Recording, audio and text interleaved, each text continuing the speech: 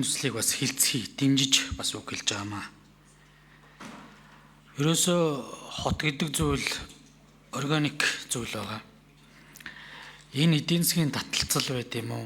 Ажлын олдод, за амьдралын чанарт нөлөөлж байгаа энэ орчноос шалтгаалаад хот руу тэмүүлдэг үзэгдэл бол манай улсад бас нэлээдгүй байсан. 1990-ад оны дундуураас өмч өвчлөлийн дараагаар орон нутаг дахь үйлдвэр заавуудууд хаагдсан.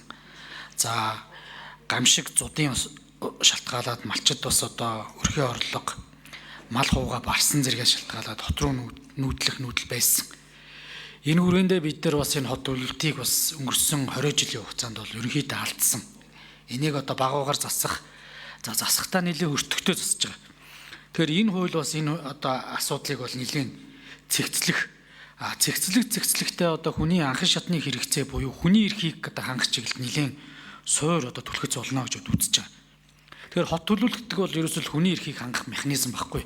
Тэгэхээр манайхны нэг сэтгэхгүй болохоор хот гэхээр нэг юм байшин барилгын тухай яриад байдаг боловч хот төлөвлөлтийн цаана хүн яаж стрессгүй амьдрах уу, зардал багтаа амьдрах уу, илүү их гэр бүлдээ цаг гаргадаг, гэр бүлийнхэн гишүүн болох үр хүүхдүүд нь аюулгүй сургууль цэцэрлэгт зорчдог энэ орчныг бүрдүүлэх тухай байгаад байгаа.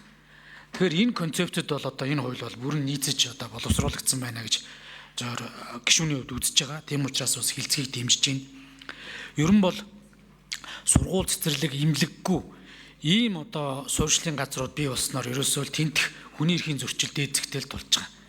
Өрхийн өрхтөр ирэх зардал нэмэгдэж байгаа. Заавал сургууль цэцэрлэгээ хол зайд хүүхдээ хөргөж өгнө гэдэг машин аавна.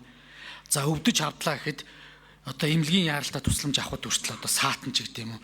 Энэ маш олон ийм сөрөг үзэгдлүүд гардаг. Тийм учраас бас энэ асуудлыг шийдэж явж байгаад нь бас талархалтай байна. Тэгээ ер нь цаашдаа газрын тухай хууль, хот байгуулалтын тухай хууль энэ төрийг бас нэг иж үрнээр нь авч энэ асуудлыг нэг ултаа суурьтай газрыг яг эдийн засгийн хэрэгэлтэнд оруулахдаа ямар эрэмт стандарттай зарчмаар хандах юм.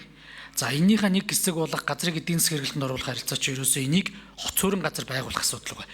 Энэ дээрээ ямар зарчим төлөвлөлтөө барьж ажиллах юм бэ гэдэг зүйлийг хууль эрх зүйн хүрээнд маш тодорхой болгох ёстой гэдэг зүйлийг би зөвхөн зарчмын хувьд бас протоколын хувьд хэлж байна.